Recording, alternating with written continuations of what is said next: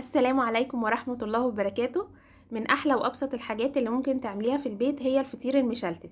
في الفيديو بتاعي النهاردة هنعمله مع بعض وهقولك ازاي تطلعي نتيجته حلوة ويكون طري معاكي وما ينشفش زي ما انتوا شايفين. بصوا الفطير مورق وطري وطعمه حلو جدا، وأحلى حاجة فيه ان مقاديره بسيطة ودايما بتكون متوفرة في البيت.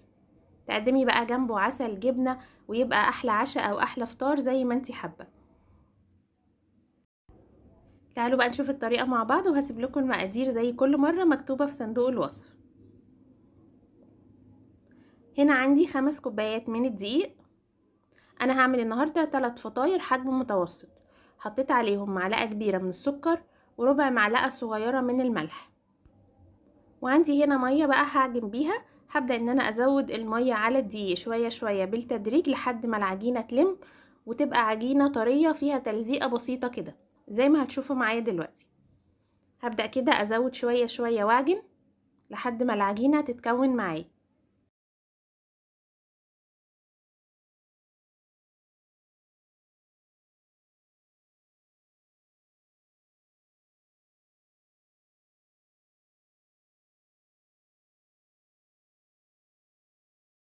طبعا لو عندك عجان هتستخدميه هيسهل عليكي كتير، لو ما عندكيش يبقى هتعجني على ايدك زي ما انا ما بعجن كده.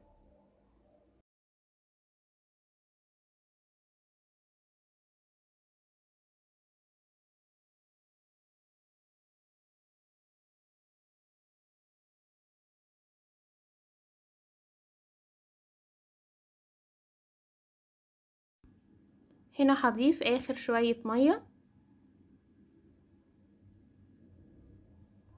تقريبا كده. خلاص العجينة بقت للقوام اللي انا عايزاه. هبدأ بقى دلوقتي ان انا اعجن فيها. بصوا شايفين العجينة اتجمعت بس لسه بتلزق حاجة بسيطة. هفضل اعجن فيها شوية لحد ما التلزيقة دي تروح، مش هزود لها دقيق ولا حاجة. هي لما هتتعجن كويس هتلاقيها خلاص ما بقتش بتلزق معاكي والعجينة بقت مظبوطة. بصوا اهي دلوقتي خلاص ما بقتش بتلزق معايا والعجينه اتجمعت طريه وفي نفس الوقت ما بتلزقش. وكده خلاص جهزت عندي العجينه بتاعه الفطير. مفيش اسهل من كده طبعا، ما فيهاش ولا خميره ولا بيكنج باودر ولا اي حاجه خالص. دلوقتي بقى هبدا ان انا اقسمها كده على طول. هنا عندي الطبق ده فيه زيت على سمنه. اهم حاجه ما تكتريش الزيت، عشان لو كترتي الزيت الفطير ممكن ينشف معاكي. يعني تحطي مثلا معلقتين سمنه عليهم معلقه زيت او على حسب الكميه اللي انت عاملاها. جبت صينية او اي طبق عندي ودهنته كويس جدا من خليط الزيت على السمنة اللي انا عملته ده. وهبدأ ان انا اقسم العجينة. انا هقسمها على 9 كور عشان انا هعمل 3 فطاير متوسطين. كل فطيرة هتتعمل ب3 كور. لو عايزة الفطيرة اكبر يبقى هتعملي الفطيرة الواحدة مثلا 4 كور او 5 كور. كل ما تكتري العدد كل ما الفطيرة هتكبر معاكي. هاخد بقى كل قطعة من دول هجمعها كده اعملها كورة واحطها على الصينيه اللي انا كنت دهناها بالزيت وبالسمنه. باكد عليكم تاني السمنه تكون ضعف كميه الزيت علشان الفطير ما ينشفش.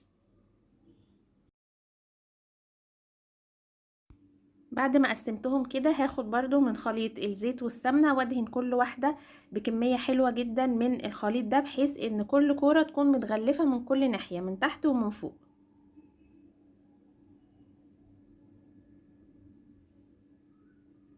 بعد كده هغطيهم بكيس بلاستيك وهسيبهم تقريبا مش اقل من نص ساعه. كل ما تسيبيهم اكتر كل ما الفطير يتفرد معاكي احسن. اقل حاجة نص ساعة. هسيب كده العجينة ترتاح وبعد كده هرجع لها. هنا بعد حوالي نص ساعة هبدأ بقى ان انا اشكل الفطير. هاخد كده كل كورة من اللي انا عملتهم. هاخد كده اول واحدة وادهنها برضو من نفس الخليط ده وابدأ ان انا افردها رفيع على قد ما اقدر. ولو اتقطعت معاكي مفيش مشكلة خالص، كل ده في الاخر مش بيبان. حاولي بس انك انتي ترفعيها، وطبعا طول ما انتي بتفردي بتحطي من خليط السمنة على الزيت عشان هو ده اللي هيساعدك في الفرد وهيخلي الفطير في الاخر يطلع مورق.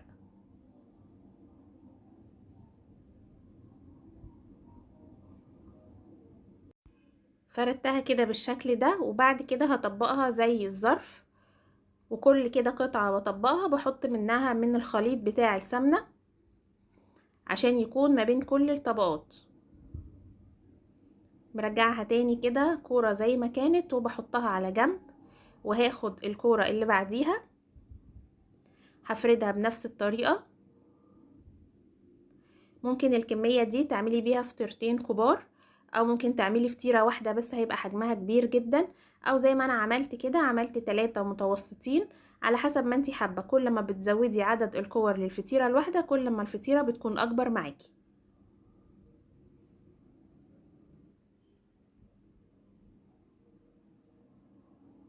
بعد ما بفردها كده بالشكل ده، وبرده طول ما انا بفرد لازم احط من السمنة.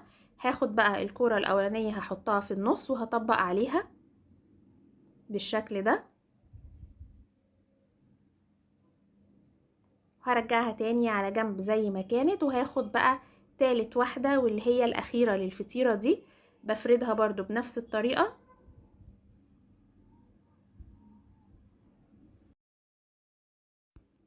كل ما تسيبي العجينة ترتاح اكتر كل ما هتكون اسهل معاكي في الفرد ومش هتتقطع منك كتير. دي كده اخر واحدة بالنسبة للفطيرة دي. هاخد بقى برضو القطعتين اللي قبل كده اللي انا حطيتهم في قلب بعض وبحطهم في النص، وبرضو بطبق عليهم بنفس الطريقة، بحط سمنة بين كل الطبقات. وكده الفطيرة الاولانية خلصت. هاخدها كده بنفس الشكل اللي هي فيه ده، هحطها في الصينية مش هفردها دلوقتي، وهعمل الفطيرتين التانيين بنفس الطريقة.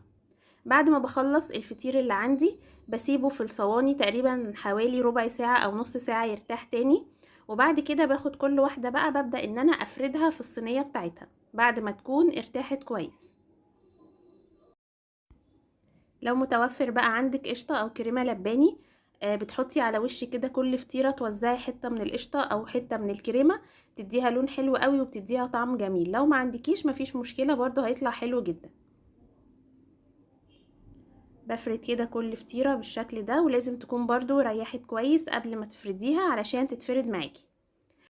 بالنسبة بقى للتسوية بكون مسخنة الفرن على اعلى درجة حرارة، وبحط الفطير على الارضية بتاعة الفرن. اول ما يبدأ ياخد لون من تحت بنقله على الشبكة وافتح له الشواية لحد ما ياخد لون من فوق بس. وبعد كده بخرج الفطير. لو حابة الفطير يكون طري معاكي اكتر، يبقى اول ما يخرج من الفرن غطيه لحد ما يبرد خالص، وبعد كده طلعيه علشان ما ينشفش معاكي. وده كده بيكون شكله احلى فطير هتعمليه. وزي ما شفتوا المقادير بسيطة والطريقة سهلة. يا رب الفيديو النهاردة يكون عجبكم، واشوفكم في الفيديو اللي جاي، والسلام عليكم ورحمة الله وبركاته.